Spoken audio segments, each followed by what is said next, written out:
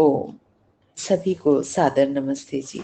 आइए प्रातःकालीन वेला में सृष्टि के प्रारंभ में वेद ज्ञान का उच्चारण करने वाले प्रभु का श्रद्धा और समर्पण के साथ स्मरण करें, नमन करें। ओम यो भूतं च भव्यं च सर्वं यश्चाधितिष्ठति स्वर्यस्य च केवलं तस्मै ज्येष्ठाय ब्रह्मणे नमः। तस्मै ज्येष्ठाय ब्रह्मणे नमः। वेद मंत्रों के माध्यम से अग्रणी प्रभु अपने संदेशों को हमें प्राप्त कराते हैं। इन संदेशों को प्राप्त करके हम अपने जीवन को अधिकाधिक उन्नत व सुखी कर सकते हैं। आइए ऐसी वेदवाणी का स्वाध्याय प्रारंभ करते हैं। ऋग्वेद का प्रथम मंडल 37वां सूक्त और 5वां मंत्र। मंत्र के ऋषि हैं, इस पूरे सूक्त के ही ऋषि हैं कण्वो घोर है और देवता मरुतः, छंद विराट गायत्री, स्वर षड्ज है। ऋषि अर्थात जो मंत्र के दृष्टा हैं, देवता अर्थात मंत्र का प्रतिपादित विषय, जिस विषय को मंत्र में बताया जाएगा, छंद और स्वर, छंद जितने शब्दों में मंत्र निबद्ध होता है, और स्वर जिस स्वर में मंत्र को गाया जाएगा। मंत्र को आदरणीय पंडित जी ने शीर्षक दिया है चबाकर खाना। हम मनुष्य बिना सीखे कोई बात नहीं सीख पाते। अगर यदि कोई हमें कोई सिखाए ना, तो हम कुछ भी सीख नहीं पाते। इसीलिए परमपिता परमेश्वर ने हमें हर चीज का ज्ञान वेदों में दिया है।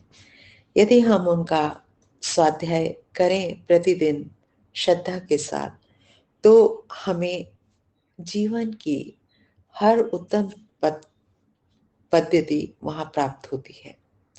तो हमें भोजन किस प्रकार करना चाहिए, ये भी ईश्वर ने हमें बताया है। कहा भी जाता है कि भोजन को इतना चबाएं कि वो जल की भांति हम उसको पी सकें, और जल को भोजन की भांति खाएं, चबा कर खाएं, तो हमारा स्वास्थ्य उत्तम होता है। आइए मंत्र पाठ करेंगे।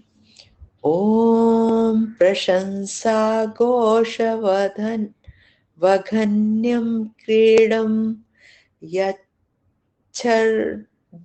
मारुतं जम्भेरसस्य वावृधे जम्भेरसस्य वावृधे। ओम। कहा यत जो मारुतम शर्ध प्राण संबंधी बल है, प्राण हमें बलशाली बनाते हैं, उसका प्रशंसन करो। और जो प्राण का बल है, गोशु अघन्यम इंद्रियों के विषय में न हनन करने वालों में उत्तम, अर्थात जो इंद्रियों की शक्ति को स्थिर रखता है, इंद्रियों की बल बढ़ा लिया लेकिन उसको फिर भीतर रोक कर रखना, स्थिर रखना, इंद्रियों के दोषों को दूर करके उनकी शक्तियों को क्षीण नहीं होने देना। हमारी इंद्रियों की शक्ति कैसे क्षीण होती है, ये बताया कि इंद्रियों के जो दोष हैं उनको दूर करके उसकी शक्तियों को स्थिर रखना। क्रीडम, यह प्राणों का बल हमारे मनों को पवित्र करता हुआ, प्राणों से हमारा मन पवित्र होता है और हमें एक क्रीड़क के मनोवृत्ति प्राप्त कराता है। खिलाड़ी जो होता है उसकी जो मनोवृत्ति होती है, वो मनोवृत्ति हमें प्राप्त कराता है। इस वृत्ति के कारण इस संसार को ठीक रूप में देखने वाले बनते हैं। यह मारुत शर्त धः प्राणों का जो बल है, जम्भे मुख में रसस्य रसेन रस के द्वारा अर्थात भोजन को खूब चबाकर रस बना लेने से वावृधे बढ़ता है।